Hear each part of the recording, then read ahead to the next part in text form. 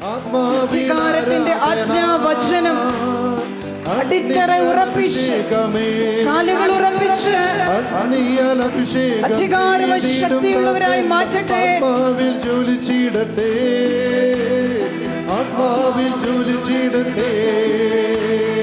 അഗ്നിയാൽ അഭിഷേകം ചെയ്തിടും ദാസന്മാർ ആത്മാവിൽ ജ്വലിച്ചിടട്ടെ, ആത്മാവിൽ ജ്വലിച്ചിടട്ടെ. ആത്മാവിൽ ആരാധന, അഗ്നിയാൽ അഭിഷേകമേ. ആത്മാവിൽ ആരാധന, അഗ്നിയാൽ അഭിഷേകമേ.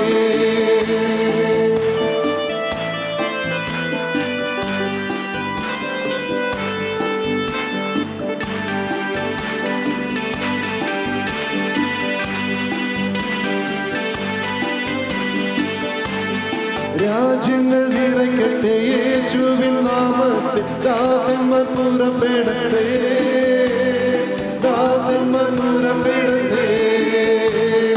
രാജ്യങ്ങൾ നിറയട്ടെ യേശുവിൻ നാമത്തിൽ, ദാസന്മാർ പുറപ്പെടട്ടെ, പുറപ്പെടട്ടെ. ആത്മാവിൽ ആരാധന, അഗ്നിയാൽ അഭിഷേകമേ.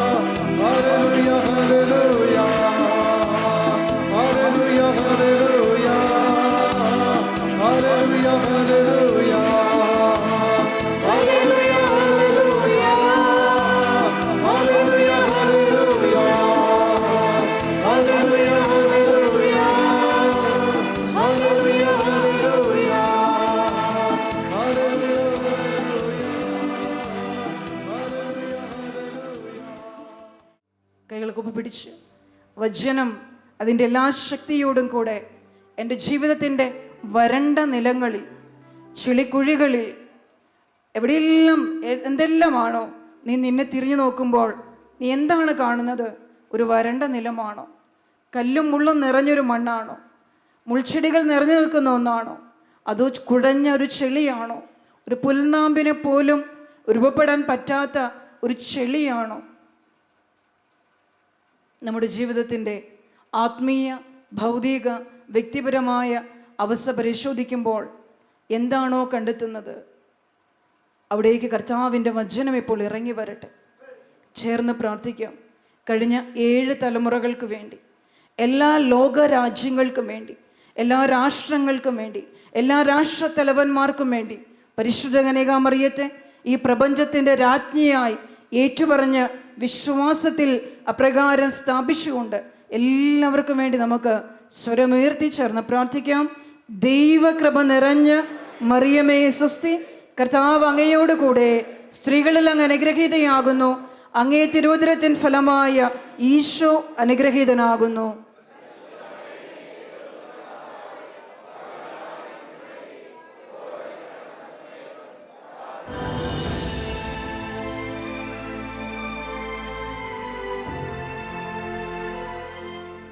വിശുദ്ധ ലൂക്കയുടെ സുവിശേഷം 1-ാമത്തെ അധ്യായം 26 മുതലുള്ള വചനം. 6-ാം മാസം ഗബ്രിയേൽ ദൂതൻ ഗലീലയിൽ നസറത്ത് എന്ന പട്ടണത്തിൽ ദാവീദിന്റെ വംശത്തിൽപ്പെട്ട ജോസഫ് എന്ന പേരായ ഒരു പുരുഷനുമായി വിവാഹനിശ്ചയം ചെയ്തിരുന്ന കന്യകയുടെ അടുത്തേക്ക് ദൈവത്താൽ അയക്കപ്പെട്ടു. അവളുടെ പേര് മറിയം എന്നായിരുന്നു. ദൂതൻ അവളുടെ അടുത്തു വന്ന് പറഞ്ഞു, ദൈവകൃപ നിറഞ്ഞവളെ സ്വസ്തി, കർത്താവ് നിന്നോട് കൂടെ. ഈ വചനം കേട്ട് അവൾ വളരെ അസ്വസ്ഥയായി. എന്താണ് ഈ അഭിവാദനത്തിൻ്റെ അർത്ഥം എന്നവൾ ചിന്തിച്ചു. ദൂതൻ അവളോട് പറഞ്ഞു, മറിയമേ, നീ ഭയപ്പെടേണ്ട, ദൈവസന്നിധിയിൽ നീ കൃപ കണ്ടെത്തിയിരിക്കുന്നു. നമ്മളുടെ വചനം കേൾക്കുകയാണ്. ലൂക്ക 1:28. ദൂതൻ അവളുടെ അടുത്തു വന്ന് പറഞ്ഞു, ദൈവകൃപ നിറഞ്ഞവളെ സ്വസ്തി, കർത്താവ് നിന്നോട് കൂടെ. ഈ വചനം കേട്ടപ്പോൾ അവൾ വളരെ അസ്വസ്ഥയായി. വാസ്തവത്തിൽ ആ വചനം അസ്വസ്ഥപ്പെടാനുള്ള ഒന്നും അതിനകത്ത് ഇല്ല. വായിക്കുമ്പോൾ നിങ്ങൾക്ക് അങ്ങനെ തോന്നുന്നുണ്ടോ? ഉണ്ടോ? വചനം എന്താണ്? ദൈവകൃപ നിറഞ്ഞവളെ സ്വസ്തി, കർത്താവ് നിന്നോട് കൂടെ. ദൂതൻ മറിയത്തിന്റെ അടുത്ത് വന്ന് പറയുകയാണ്, ദൈവ കൃപ നിറഞ്ഞവളെ സ്വസ്തി, കർത്താവ് നിന്നോട് കൂടെ. അടുത്ത വചനം പറയുന്നു, ഈ വചനം കേട്ട് അവൾ വളരെ അസ്വസ്ഥയായി. എന്താണ് ഈ അഭിവാദനത്തിന്റെ അർത്ഥമെന്ന് അവൾ ചിന്തിച്ചു. നമ്മളുടെ അടുത്ത് വന്ന് ഒരാൾ പറയുകയാണ്, ദൈവത്തിൻ്റെ അനുഗ്രഹങ്ങൾ കൊണ്ട് നിറഞ്ഞ നിനക്ക് നന്മയുണ്ടാകട്ടെ എന്നോ, അല്ലെങ്കിൽ ദൈവത്തിൻ്റെ അനുഗ്രഹങ്ങൾ കൊണ്ട് നിറഞ്ഞവനെ, ദൈവം നിന്റെ കൂടെ ഉണ്ട്. പക്ഷെ മറിയത്തെക്കുറിച്ച് വചനം പറയണ, അഭിവാദന സ്വരം കേട്ടപ്പോൾ മറിയം തൻ്റെ ഹൃദയത്തിൽ അസ്വസ്ഥയായി. വാസ്തവത്തിൽ പരിശുദ്ധ മറിയത്തെ ദൂതൻ അഭിസംബോധന ചെയ്ത വാക്യം, വചനം, ഒരു ഗ്രീക്ക് വേർഡ് ഖരീതോ എന്നാണ്. ടു മേക്ക് ഗ്രേസ്ഫുൾ, കൃപ വർഷിക്കുക, അനുഗ്രഹം കൊടുക്കുവാൻ, കൃപ കൊടുക്കുവാൻ യോഗ്യയായവളെ, എല്ലാ അനുഗ്രഹങ്ങളുടെയും പൂർണ്ണതയായി അനുഗ്രഹങ്ങളും കൃപകളും വർഷിക്കുവാൻ യോഗ്യയായവളെ, ദൈവം നിന്നോടുകൂടെ എന്നാണ് ദൈവത്തിൻ്റെ ദൂതൻ പരിശുദ്ധ മറിയത്തെ അഭിസംബോധന ചെയ്തത്. ആ ഗ്രീക്ക് വേർഡിൻ്റെ ഇംഗ്ലീഷ് വേർഷൻ, ഇംഗ്ലീഷ് അർത്ഥം ഇതാണ്, ടു മേക്ക് ഗ്രേസ്ഫുൾ, അനുഗ്രഹം വർഷിക്കുവാൻ, കൃപ കൊടുക്കുവാൻ, കൃപാവരങ്ങൾ വർഷിക്കുവാൻ പരിശുദ്ധ മറിയത്തോളം യോഗ്യയായ മറ്റൊരു സൃഷ്ടിയില്ല. നമ്മൾ പരിശുദ്ധ മറിയം നമ്മുടെ അമ്മയാണ്. പരിശുദ്ധ മറിയം പ്രവാചകരുടെ രാജ്ഞിയാണ്. ആരുടെ അടുത്തേക്ക് വചനം വന്നുവോ, ആര് ഹൃദയം തുറന്ന് വചനം സ്വീകരിച്ചുവോ അവർ ദൈവങ്ങൾ എന്ന് വിളിച്ചുവെന്നാണ്. വചനം ഹൃദയം തുറന്ന് സ്വീകരിക്കുവാൻ കഴിഞ്ഞാൽ മറ്റൊരു ക്രിസ്തുവായി മാറി. കാരണം വചനത്തിലൂടെ നമ്മൾ വഹിക്കുന്നത്, നമ്മൾ ധരിക്കുന്നത് മറ്റൊരു ക്രിസ്തുവിനെയാണ്. പഴയത് കടന്നുപോയി, പുതിയത് വന്നു കഴിഞ്ഞു. മാംസം ധരിക്കപ്പെട്ട വചനം യേശുക്രിസ്തുവാണ്. അപ്പോൾ ദൈവത്തിൻ്റെ ഒരു വചനം നമ്മുടെ ഹൃദയത്തിലും അധരത്തിലും ഉണ്ടെങ്കിൽ ആരുടെ ശക്തിയാണ് നമ്മുടെ മേലുള്ളത്? യേശുവിൻ്റെ ശക്തി. കാരണം മാംസം ധരിക്കപ്പെട്ട വചനമാണ് യേശുക്രിസ്തു. അപ്പോൾ പരിശുദ്ധ മറിയത്തിൻ്റെതായിരുന്നിട്ടും, യേശുവിനെ അറിഞ്ഞിട്ടും, പരിശുദ്ധാത്മാവിൻ്റെ അഭിഷേകം സ്വീകരിച്ചിട്ടും എന്തുകൊണ്ടാണ് നിങ്ങളിൽ വചനം വേണ്ടത്ര ബലം പുറപ്പെടുവിക്കാത്തത്? അതല്ലെങ്കിൽ വചനം നിന്റെ ജീവിതത്തിൽ വേണ്ടത്ര ബലം പുറപ്പെടുവിക്കുന്നുണ്ടോ? കഴിഞ്ഞ അങ്കമാലി ധ്യാനത്തിൽ കോഴിക്കോടോ കണ്ണൂരോ വയനാടോ ഈ ഭാഗത്തുനിന്നൊരു സഹോദരൻ, അദ്ദേഹത്തിൻ്റെ സാക്ഷ്യം എങ്ങനെയായിരുന്നു? അദ്ദേഹം സ്പിരിറ്റ് അഭിഷേകം സ്വീകരിച്ചതിന് ശേഷം ദൈവം അദ്ദേഹത്തിൻ്റെ എല്ലാ പ്രവൃത്തികളെയും അനുഗ്രഹിച്ചു. അദ്ദേഹം പറയുകയാണ്, ആ സാക്ഷ്യം പറയുകയാണ്, തൻ്റെ കൃഷിഭൂമിയിൽ അദ്ദേഹം ദൈവത്തിൻ്റെ വചനം പറയും. നമ്മൾ വർഷങ്ങളായിട്ട് ഇത് കേട്ടിട്ടുള്ളൊരു കാര്യമാണ്. ഇന്നലെയും എൻ്റെ ഓർമ്മ ശരിയാണെങ്കിൽ ടോംബ്രദർ പറഞ്ഞു, സൃഷ്ട വസ്തുക്കളോട്, സൃഷ്ടപ്രപഞ്ചത്തോട് വചനം പ്രസംഗിക്കുക. 1997 പരസ്യമായി ആരംഭിച്ച സൃഷ്ട വസ്തുക്കളോടുള്ള വചന പ്രഘോഷണം, അതേ അഭിഷേകമാണ് ഞാനും നിങ്ങളും സ്വീകരിച്ചിരിക്കുന്നത്. നിർജീവമായതിനെ ജീവൻ കൊടുക്കുവാൻ, ഇല്ലായ്മയിൽ നിന്നും ശൂന്യതയിൽ നിന്നും പുതിയതൊന്ന് സൃഷ്ടിക്കുവാൻ, അനുഗ്രഹത്തിൻ്റെയും ജീവന്റെയും ഉറവകൾ ഒഴുക്കുവാൻ ശക്തവും സജീവവും സനാതനവുമായ വചനം കൊണ്ട് വീണ്ടും ജനിച്ച്, വചനം കൊണ്ട് കറകളും മാലിന്യങ്ങളും തുടച്ചു മാറ്റപ്പെട്ട്, വചനത്തിൻ്റെ അധികാരം സ്വീകരിച്ച് വചനത്തിലൂടെ പരിശുദ്ധാത്മാവിൻ്റെ അഗ്നി സ്വീകരിച്ച പുതിയതിനെ നിർമ്മിക്കുവാൻ തക്കവണ്ണം അധരത്തിലെ വാക്കുകൾക്ക് ജീവന്റെ അധികാരം ഉണ്ടായിരിക്കേണ്ട ദൈവത്തിൻ്റെ വിശുദ്ധരായൊരു ജനം. എന്നെ കേൾക്കുന്ന നിങ്ങളെ ഞാൻ അപ്രകാരം പരിചയപ്പെടുത്താൻ, അപ്രകാരം അഭിസംബോധന ചെയ്യാൻ ആഗ്രഹിക്കുകയാണ്. കാരണം നിങ്ങൾ വീണ്ടും ജനിച്ചതാണ്. എങ്ങനെയാണ് വീണ്ടും ജനിച്ചത്?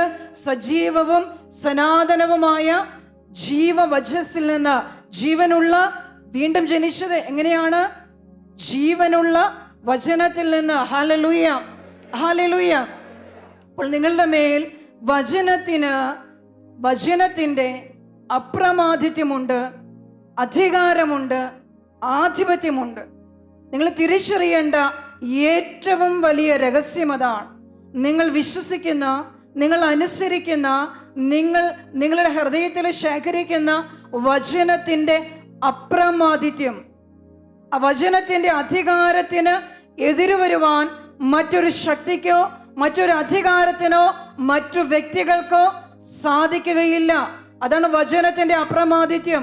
ആ വചനത്തെ അസാധുവാക്കുവാൻ, ആ വചനത്തിൻ്റെ പ്രവൃത്തികളെ തടുക്കുവാൻ, ആ വചനത്തിൻ്റെ ചെയ്തികളെ മാറ്റിമറിക്കുവാൻ, ചലിപ്പിക്കുവാൻ മറ്റൊന്നിനും സാധിക്കുകയില്ല. അത് വചനത്തിൻ്റെ അപ്രമാദിത്യമാണ്. Hallelujah, hallelujah, hallelujah. അപ്പോൾ വചനത്തിൻ്റെ അപ്രമാദിത്യമുള്ള ഒരു സമൂഹത്തിലാണ് നിങ്ങൾ അംഗമായിരിക്കുന്നത്. അങ്ങനെ ഒരു അഭിഷേകത്തെയാണ് നിങ്ങൾ സ്വീകരിച്ചിട്ടുള്ളത്. വചനത്തെ സംബന്ധിച്ച് നിങ്ങൾക്ക് ശരിയായ അറിവുണ്ടാകണം എന്ന് ഞാൻ ആഗ്രഹിക്കുകയാണ്. കാരണം പരിശുദ്ധ മറിയം ലോകത്തോട് പറഞ്ഞ ഒരേ ഒരു വാക്ക്, മറിയത്തെ ദൂതൻ അഭിസംബോധന ചെയ്യുകയാണ്. ദൈവത്തിൻ്റെ എല്ലാ അനുഗ്രഹങ്ങളും കൊണ്ട് നിറഞ്ഞ് ലോകത്തെ അനുഗ്രഹിക്കുവാൻ യോഗ്യയായവളെ, കർത്താവ് നിന്നോട് കൂടെ.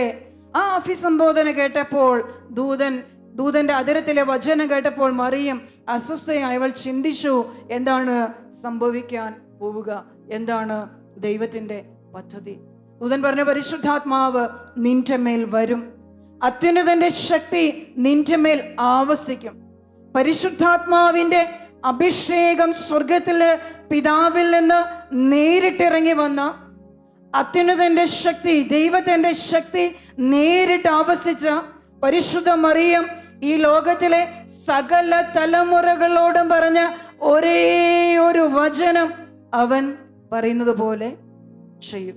കാനായിലെ വിവാഹ വിരുന്നില് പരിശുദ്ധ മറിയം പരിചാരകരോട് പറയുകയാണ്, അവൻ പറയുന്നത് പോലെ നിങ്ങൾ ചെയ്യുവിൻ. അപ്പോൾ നമുക്കൊരൊറ്റ വിളി, മറിയം തന്ന ഒരൊറ്റ വിളിയാണ്. മറിയത്തെ വീണ്ടും തിരിച്ചറിയണം. മാംസം ധരിക്കപ്പെട്ട വചനമാണ് കർത്താവ് യേശു ക്രിസ്തു. ആ വചനത്തെ ഹൃദയത്തിലും ജീവിതത്തിലും സ്വീകരിച്ച് ദൈവപുത്രന് ജന്മം കൊടുത്തവളാണ് പരിശുദ്ധ കന്യകാമറിയം. പരിശുദ്ധ മറിയത്തിൽ പാപമില്ല, പരിശുദ്ധ മറിയത്തിൽ മലിനതയില്ല, അശുദ്ധിയില്ല. ലോകത്തിൻ്റെ മാലിന്യമേക്കാത്ത ദൈവപുത്രനൊഴികെ ലോകത്തിൻ്റെ മാലിന്യമേക്കാത്ത ദൈവത്തിൻ്റെ സൃഷ്ടി. ആ മറിയത്തിൻ്റെ മേൽ ആത്മാവിൻ്റെ ശക്തി ഇറങ്ങി വന്നു. അത്യുന്നതന്റെ ശക്തി നിന്റെ മേൽ ഇറങ്ങി വരും. പരിശുദ്ധാത്മാവ് നിന്റെ മേൽ ആവസിക്കും.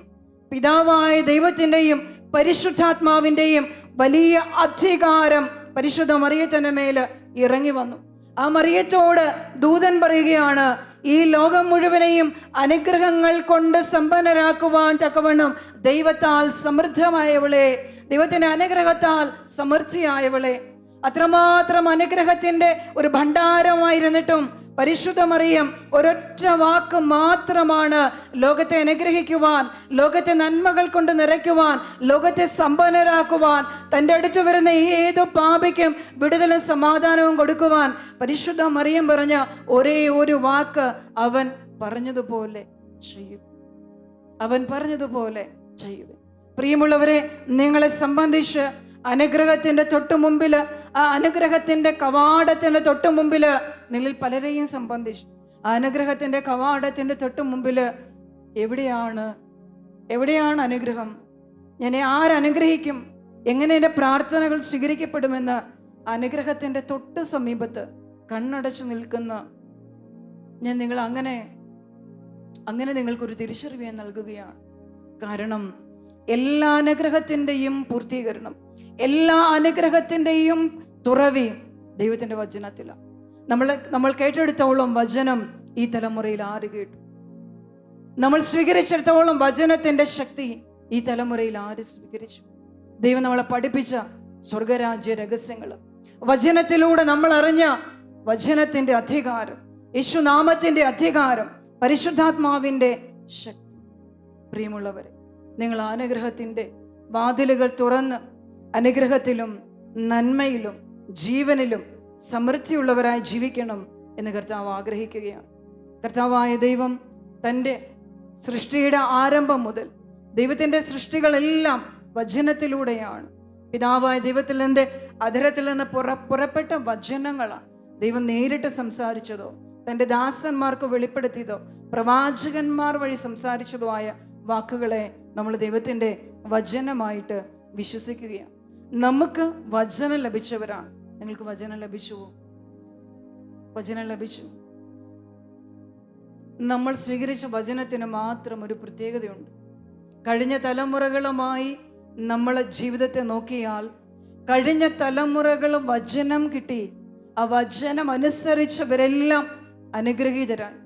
കർത്താവായ ദൈവം അബ്രാഹത്തോട് പറഞ്ഞു, നിന്നെ ഞാൻ അനേക ജനതകളുടെ പിതാവാക്കും. ആ വചനം അബ്രാഹം വിശ്വസിച്ചു. ആ വിശ്വാസം അബ്രാഹത്തിന് എല്ലാ അനുഗ്രഹങ്ങളും പ്രദാനം ചെയ്തു. അബ്രാഹം ഒരു വലിയ ദേശത്തിന് അവകാശിയായിട്ട് മാറി. ഒരൊറ്റ വചനമാണ് വിശ്വസിച്ചത്. ദൈവത്തിൻ്റെ വിളി സ്വീകരിച്ചു. ഉണ്ടായിരുന്നതെല്ലാം ഉപേക്ഷിച്ച് മരുഭൂമിയിലൂടെ ദൈവത്തെ പിൻപറ്റുകയാണ്. നീണ്ട വർഷങ്ങൾ യാത്ര ചെയ്ത് ദൈവത്തിൻ്റെ വഴികളിലൂടെ നടന്നു.